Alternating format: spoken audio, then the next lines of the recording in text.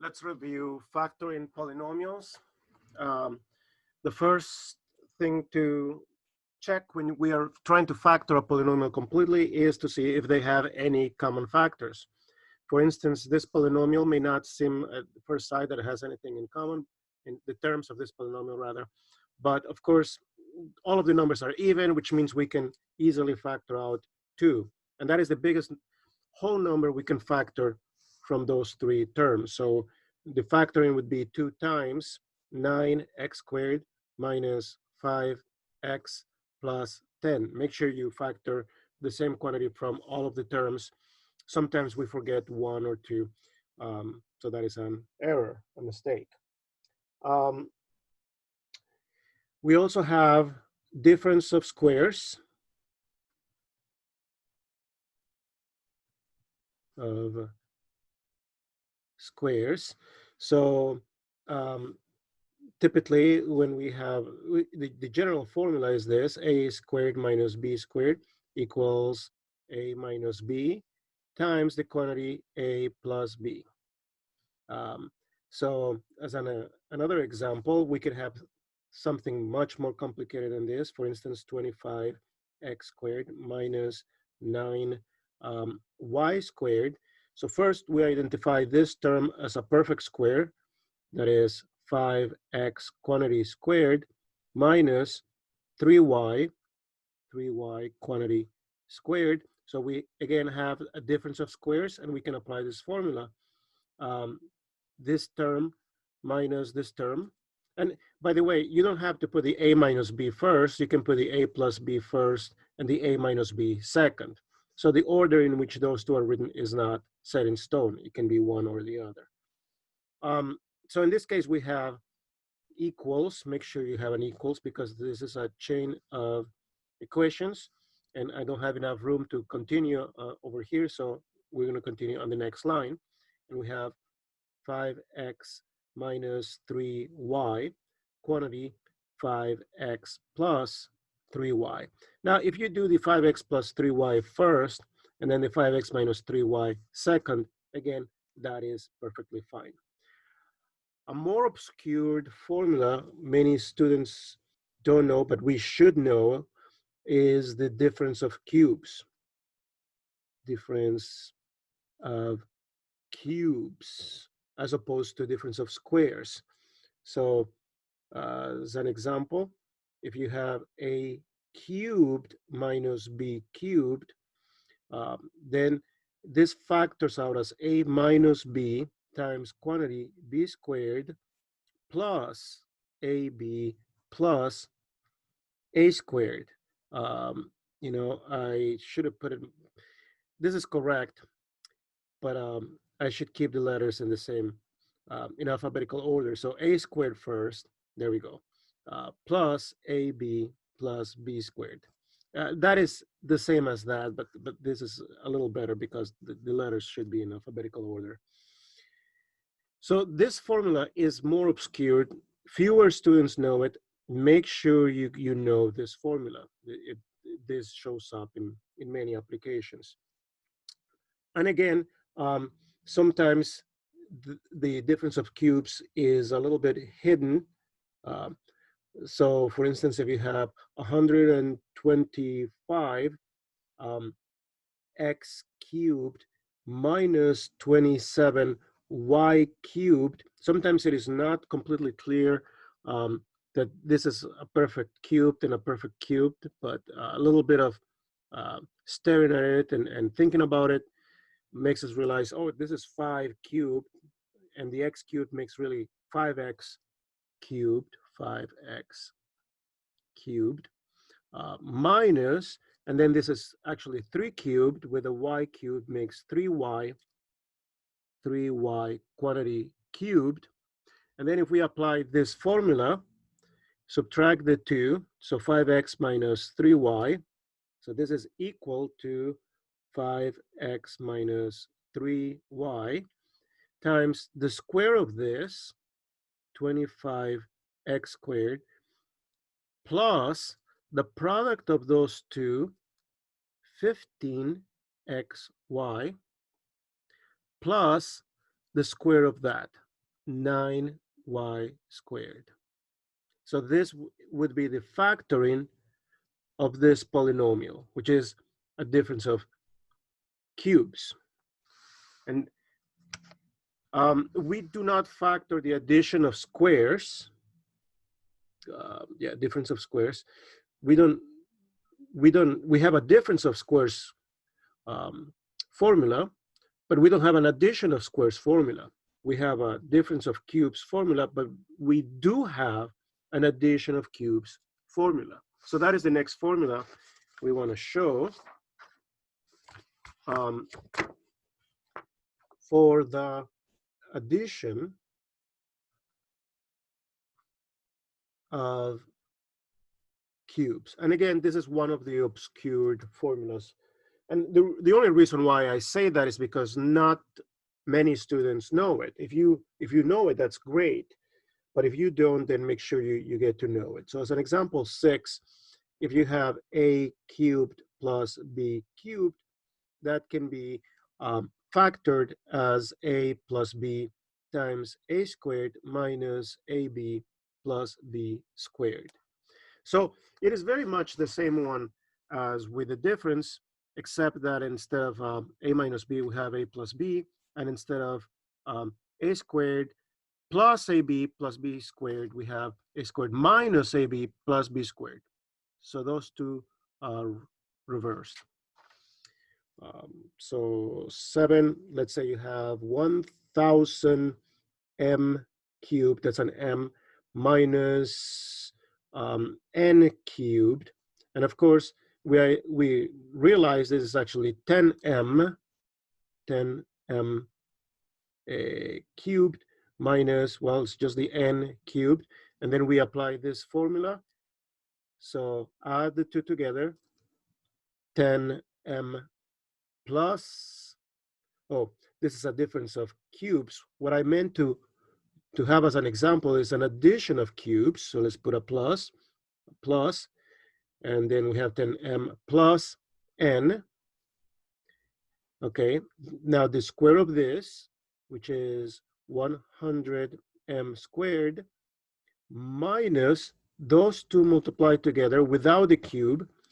So that is 10mn, and then n squared plus n squared. There we go. So make sure you practice your addition of cubes and your difference of cubes, because those are not as well known as perhaps other kinds of factoring, like the difference of squares. And then we have perfect squares, which we have to be able to identify. So example 8, let's say you have x squared minus 18x plus 81, and we want to factor this, or you can just use the, a quadratic factoring as we know it, x and something, and then x and something, and we gotta find two numbers that multiply to 81, but add up to negative 18. So the two numbers have to be either positive to get the 81, or the two numbers have to be negative. In this case, since we have this as a negative, we have to have two negative numbers. And then 9 will do. Also 3 times 27 would do, but 3 and 27 don't add up in any way, form, or shape to 18. But 9 and 9 does add up to 18. So that's how we know this is going to be 9 and 9. And when we have the same factor, we simplify this by using exponents. So x minus 9 squared. So that would be the factoring of this polynomial. Let's do a couple more. Let's say you have x squared minus 18xy plus 81 y squared. And this is very similar to the previous example, except that we have an 81, a y squared and a y here. As we look back at this example, we do realize that if you put a y on the nines, a single y on each one of the nines, then that will create the y squared. And also, when we FOIL this out, we also end up with the 18xy. So I'm going to piggyback on the previous example, and the answer, of course, will be x minus 9y quantity squared. Yep. Some of the perfect squares are not as easy to visualize. So for instance, 25x squared plus 30x plus 9. All right. Well, you know, when you see this kind of polynomial, you see the 25x squared, which is a perfect square, the 9, which is a perfect squared. So then we may suspect, only a suspicion, that this is a perfect square, the whole polynomial. Let's kind of test it. If it was, we would have to have 5x, because this is positive, we want to have plus, and then 3. Okay, but then we have to double check. When we multiply those two and double that, so 5 times 3 is 15x, double that is 30, and if that matches that, then we do have a perfect square. So I guess the giveaway is, if you see the leading term to be a perfect square, and so is the last term, then we have the suspicion that this is perhaps a perfect square. Yeah. And then we have general quadratic polynomials. General quadratic polynomials. So say we have example 11, x squared minus 2x minus 3, and we want to factor this out. Well, let's see. We want to have two factors with x in it. We want two terms, two constants that multiply to 3, and the only way to do that is 1 and 3. All right. One of them has to be negative. We don't know which one yet, but as we observe this middle term, see, if we multiply x with this number, we end up with 3x. And then 1 times x is 1x. And if we subtract 3x minus 1x, we end up with positive 2x. So this guy cannot be positive. It has to be negative. And this one has to be positive. So we start narrowing down the possibilities very quickly by realizing this is a prime number. So the only two ways to multiply it to 3 is 1 and 3. And then we start figuring out what signs work out correctly. In this case, we know one is positive, the other one is negative. Initially, we may not know which one is the positive and which one is the negative, but then by noticing that this number is negative, we realize that the bigger of the two has to be negative. Yeah, it does take some practice to do this. Say you have x squared minus 11x plus 10, and we want to factor this out. It's a little bit of a guess and check. So two numbers that multiply to 10 could be 2 and 5, or 10 and 1. But 2 and 5 don't add up in any way, form, or shape to 11. So we want to use 10 and 1. So we go through the possibilities of numbers that multiply to 10, and then we start rejecting some of them based on this 11. And again, since this multiplies to positive 10, either both are positive or both are negative. But if both were positive, then there's no way we could end up with a negative linear term. So both have to be negative. And when we fold this out, we do realize we end up with negative 11x for the linear term. So you have, as a next example, 3x squared plus 7x minus 6. This is way more complicated because there are more possibilities. So this is equal to 3x, and then we got to figure this out, x. So there is only one way to break up the 3.